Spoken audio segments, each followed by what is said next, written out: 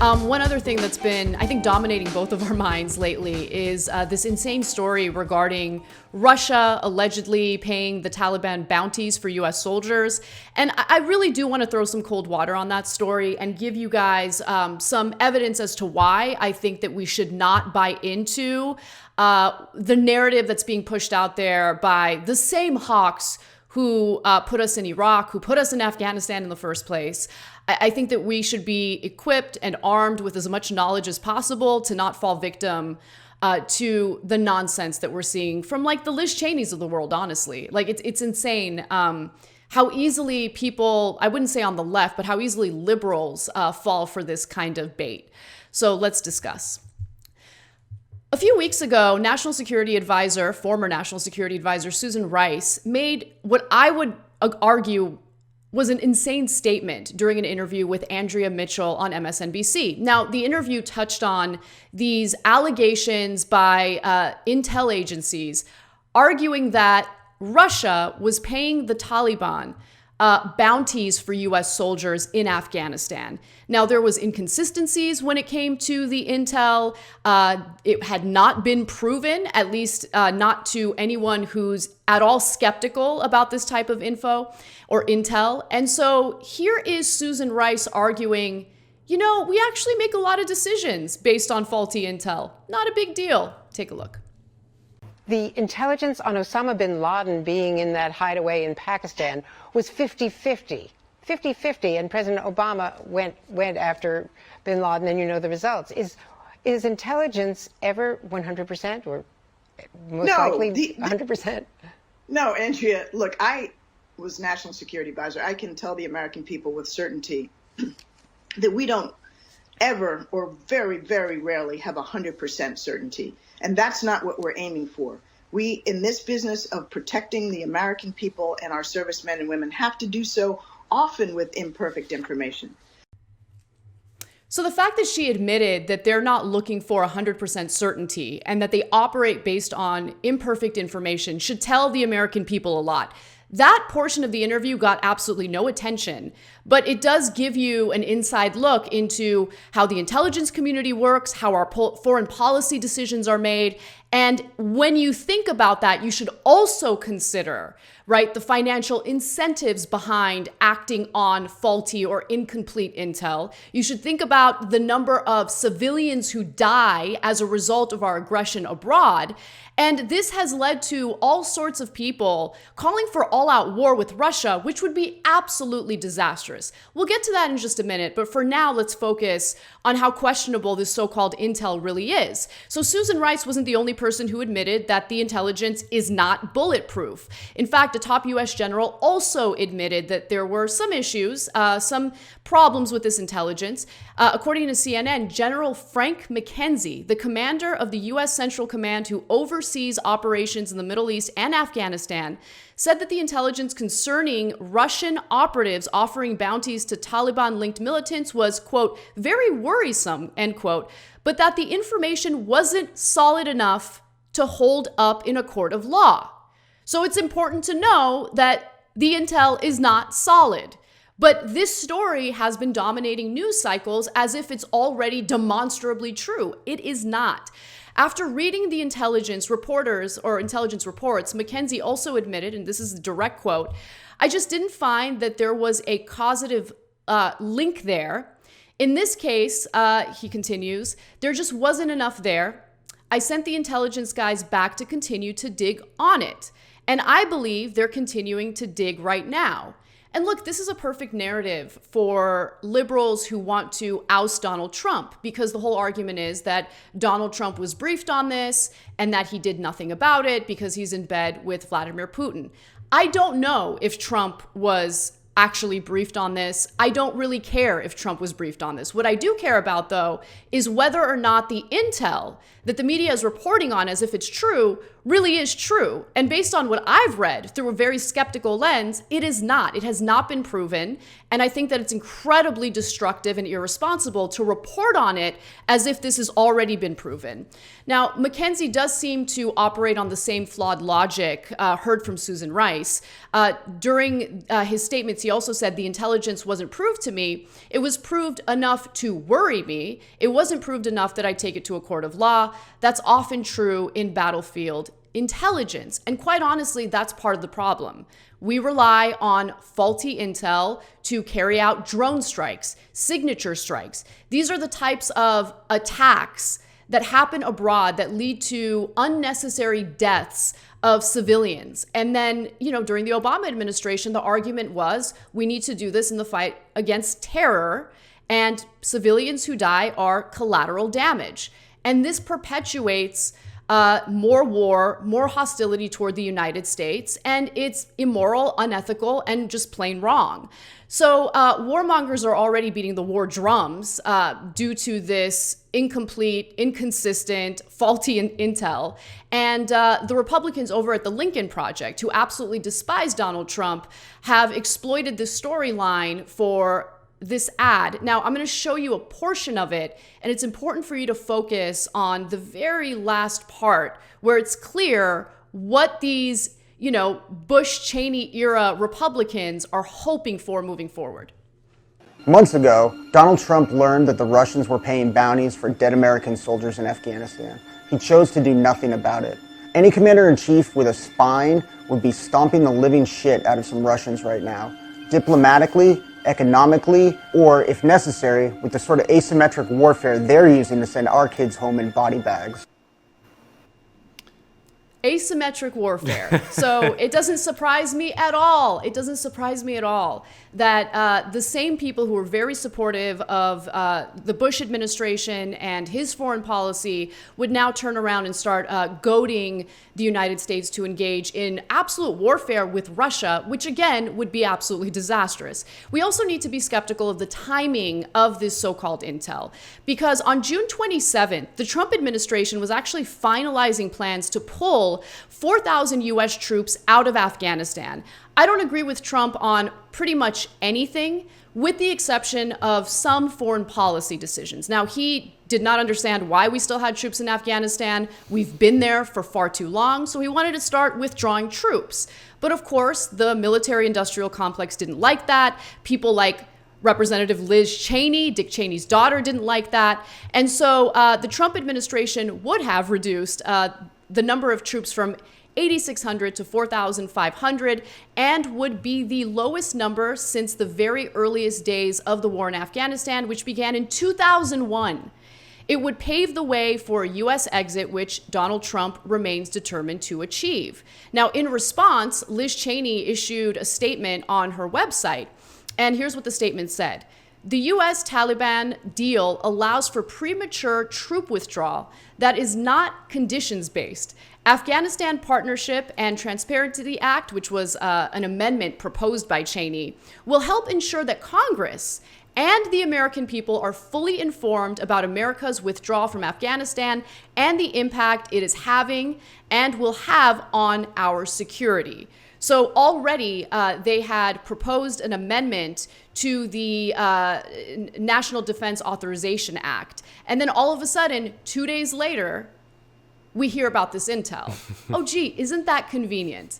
So now with this renewed National Defense Authorization Act, the amendment that Cheney proposed is included, and the House Armed Services Committee voted overwhelmingly in favor of this amendment, jointly sponsored by Democratic Congressman Jason Crow of Colorado and Congresswoman Cheney of Wyoming, prohibiting the expenditure of monies to reduce the number of U.S. troops deployed in Afghanistan below 8,000 without a series of conditions being met first. For these troops, according to Glenn Greenwald, for these troop reductions from Afghanistan to be allowed, The Defense Department must be able to certify, among other things, that leaving Afghanistan will not increase the risk for the expansion of existing or formation of new terrorist safe havens inside Afghanistan, and will not compromise or otherwise negatively affect the ongoing United States counterterrorism mission against the Islamic State, Al-Qaeda, and associated forces. So it's the same talking point that we've heard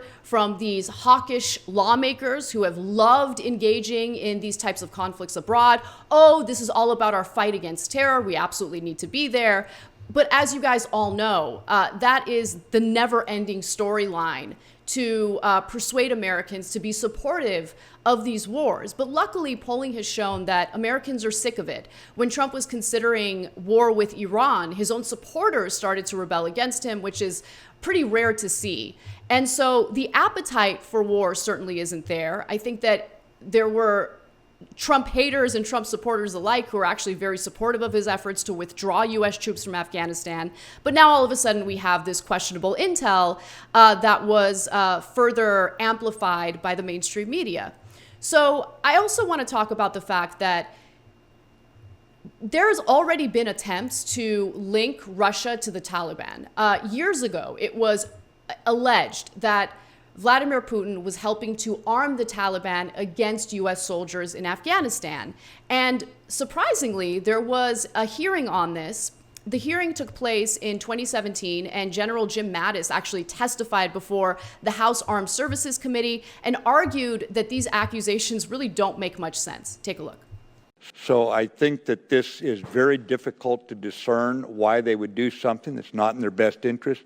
I'm not ready to say precisely what it is. I want to see more evidence about how deep the support is. It's just hard to believe Iran's had their diplomats killed by Taliban. Russia certainly has had enough problems coming out of terrorism in South Central Asia. So this doesn't make sense. So there's Jim Mad Dog Mattis, someone who isn't, really a softie when it comes to war, saying, these accusations don't really make sense. But he wasn't the only one. So Lieutenant General Vincent R. Stewart also said during these hearings, I have not seen real physical evidence of weapons or money being transferred. Now, when the bounties were first reported, and this was in the New York Times, there was some, transparency about how the intelligence community didn't necessarily agree. The agencies within the intelligence community didn't necessarily agree.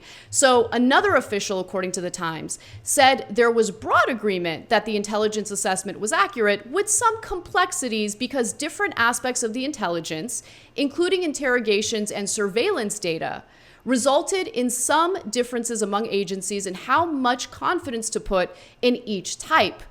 So I bring that up because on the very first day, people didn't really pay much attention to this. There was already some inconsistency among the intelligence community, but that wasn't reported in detail. There was very little transparency in terms of what the disagreements were. But what I do know is that we should be skeptical about this type of stuff. We should be skeptical of any type of storyline that encourages our foreign policy to keep troops in any given country, especially in Afghanistan. And we should consider the type of toll these types of foreign policy decisions take on Americans here, as well as civilians abroad. Because as I've shared in a previous commentary segment for this show, the military-industrial complex has financial incentives. The Pentagon supports more war. The defense contractors, the private military contractors, make a lot of money in producing weapons for the military, which means that we engage in more war for that incentive alone. And we produce so many weapons that there's a massive inventory that the Pentagon doesn't even know what to do with, so they transfer that inventory over to local police departments, thus making those police departments far more militarized against civilians here in our own country. And finally, one more video to show you guys. Here is Colin Powell, of all people, throwing cold water on this whole Russia-Taliban narrative. Take a look. Our military commanders on the ground did not think that it was as serious a problem as the newspapers were reporting and television was reporting. it got kind of out of control before we really had an understanding of what had happened. I'm not sure we fully understand now. But General McKenzie, who is the sink, as I call him in the military, he was commander-in-chief. He has indicated that he did not think that this was of that level of importance to us. Remember, it's not the intelligence community that's going to go fight these guys. It's the guys on the ground. It's our troops. It's our commanders who are going to go deal with this kind of a threat using intelligence that was given to them by the intelligence community. But that has to be analyzed. It has to be adjusted. So I do appreciate that Colin Powell told the truth about what's really going on and how the hysteria in the media was definitely irresponsible, to say the least. And so, Nando, I want you to jump in, because I know that you've been skeptical of these stories that were published for good reason. I mean, the United States and the intelligence communities linked to the United States have put out all sorts of intel that, of course, benefited the financial interests of our military-industrial complex, and also led to the United States overthrowing all sorts of democratically elected leftist leaders, including what just happened to Evo Morales in Bolivia. So, you need to have that type of international context as well. But it's infuriating to see how we keep falling for the same nonsense over and over again. And due to how much liberals despise Trump, they will latch on to any storyline, which could actually be much more damaging further down the road. Yeah, and I want people to understand, when they read something like this in the New York Times, it's not that there's like this intrepid investigative reporter in the New York Times digging through sources and, cultivating these covert sources within the intelligence community, kind of like Woodward and Bernstein and All the President's Men. No, this is the intelligence community calling some guy at the New York Times being like, hey, we got this. It's they're feeding the intelligence to them. It's not something that the New York Times is prying out of them, right? Which means that they have some sort of motivation to make this information public, right? So you have to understand what that motivation is. And as you said, it is very, very not surprising that it comes just as the president is trying to remove troops from Afghanistan. I mean, this is something they do not want. They want forever war. They want to be in these places as many places as possible with as many troops as possible at all times. And this kind of harebrained scheme that, the Russians are paying the Taliban to kill U.S. troops or something, it just fits so neatly into so many narratives that the United States has perpetuated in history to form these casus belli against other countries, right? I mean, sort of the Mexican-American War was started on some bullshit, right? Like about like some U.S. soldier got killed over the Rio Grande or whatever, and lo and behold, we got to invade in Mexico and take half their territory. The Spanish-American War, the USS Maine blew up in the harbor of Havana, and oh God, we got to invade Cuba and, kill all the evil Spaniards. Gulf of Tonkin in Vietnam, yada yada, over and over and over again. All of these stories, in retrospect, turn out to be basically lies. And this is just the latest example. I mean, we had Iraq, we had all the stuff in Libya where it looked like it was going to be this like genocide, imminent genocide, and we got to go in there, and then we go in there, and then everything falls apart.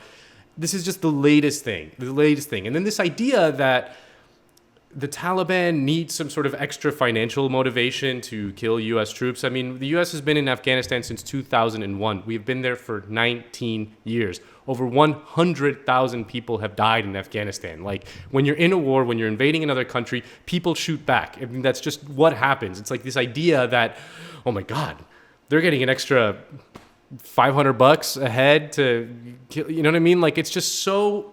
It just doesn't pass the smell test, right away. It's so transparent, right? It's all just so transparent, and people fall for it because no one has any memory about anything. No one remembers what happened in Iraq. This is the exact same playbook that happened in Iraq. All manner of insane stories being published in very respectable outlets like the New York Times, which then turn out to be false in retrospect. But we gotta do something about it. We gotta do something about it. And this is just the latest in them. So please, I beg people, do not fall for this again.